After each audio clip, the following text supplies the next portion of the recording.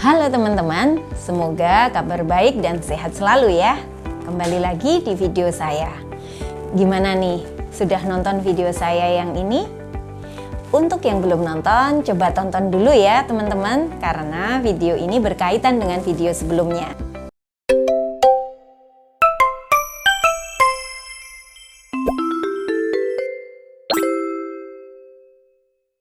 Nah, sehabis nonton video chapter 1, gimana hasilnya teman-teman? Sudahkah melakukan langkah-langkah untuk menemukan produk? Gimana kira-kira? Sudah dapat produk yang akan dijual belum? Wah, kalau udah selamat ya. Coba mulai eksekusi dulu sebagai bahan percobaan.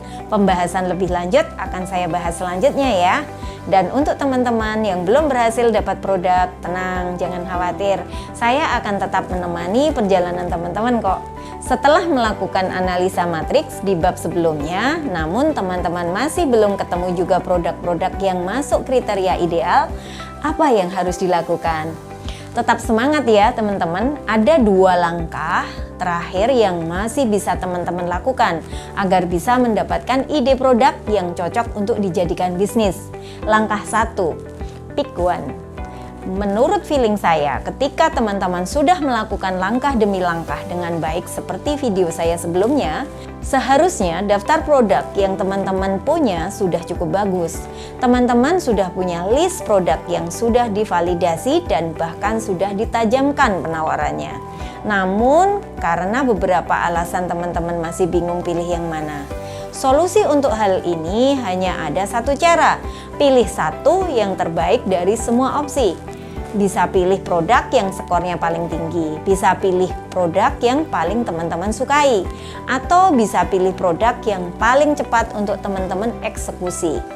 Yang jelas, segera tentukan pilihan dan dikerjakan. Apakah itu menjadi jaminan bahwa ini produk yang terbaik? Bisa ya, atau bisa juga tidak. Itulah kenapa kita harus mencobanya. We have to go figure. Langkah 2, make it works.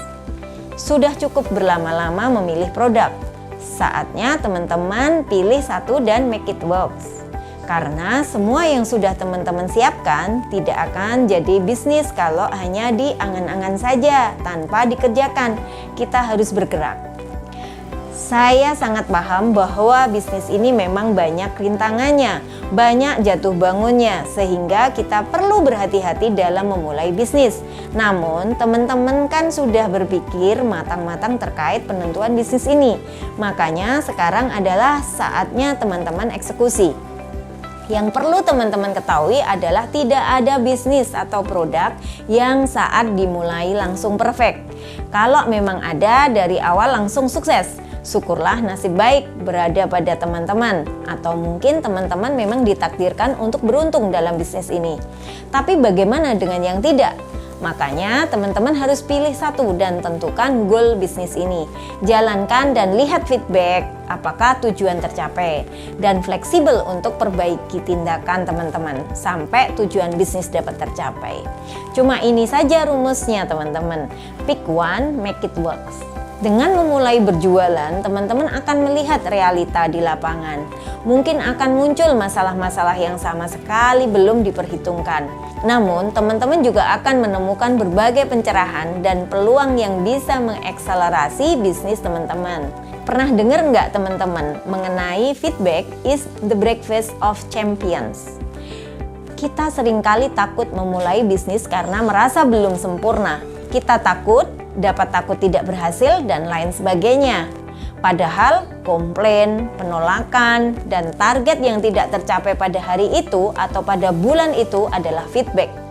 Feedback adalah sarapannya para pemenang. Mereka berhasil setelah menerima feedback yang banyak dan menyikapinya dengan tindakan perbaikan. Kalau kita melihat komplain sebagai masalah, kalau kita hanya melihat belum berhasilnya target hari ini sebagai kegagalan, dan kalau kita menghindar untuk menerima feedback, kita selesai. Tidak maju kemana-mana bisnis kita. Komplain adalah research gratis. Target belum tercapai adalah pencerahan tentang di sektor mana kita kalah dan harus memperbaiki sesuatu. Feedback adalah sarapannya para juara. Penunjuk kita apa yang harus kita perbaiki dan kita actionkan hari ini. Dengarkan, catat, dan modifikasi bisnis kita berdasarkan feedback tersebut. Misalkan teman-teman memilih berjualan produk digital, lalu di tengah jalan teman-teman menemukan tantangan bahwa belum semua orang familiar dan tertarik dengan produk digital. Nah, di situ teman-teman bisa melakukan perbaikan. Mungkin misal mengkombinasikan produk digital dengan produk fisik. Sebenarnya di semua feedback atau komplain yang teman-teman temui ternyata selalu ada solusi. Proses perbaikan-perbaikan ini sangat wajar, tidak ada bisnis apapun yang begitu dijalankan akan langsung perfect. Kalau setiap hari kita melakukan satu saja perbaikan, dalam sebulan mungkin bisnis kita sudah 30 kali lebih baik. Dalam setahun 365 kali lebih baik. Dalam 10 tahun. Nah, ada yang kurang di produknya, ada yang belum pas dengan keinginan customernya, ada yang operasionalnya ribet, ada yang marginnya tipis, ada yang karyawannya kabur-kaburan. Sebenarnya semua bisa diperbaiki kalau kita tidak baper, terlalu bawa perasaan. Fleksibel dengan tindakan teman-teman. Jangan malu merubah kebijakan, merubah strategi.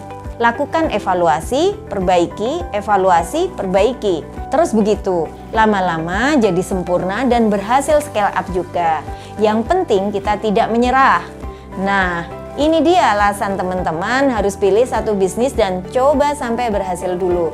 Tetap semangat ya teman-teman. Informasi lebih lanjut dan konsultasi terkait dengan bisnis, keuangan maupun perpajakan silahkan hubungi nomor di bawah ini. Ada juga di deskripsi.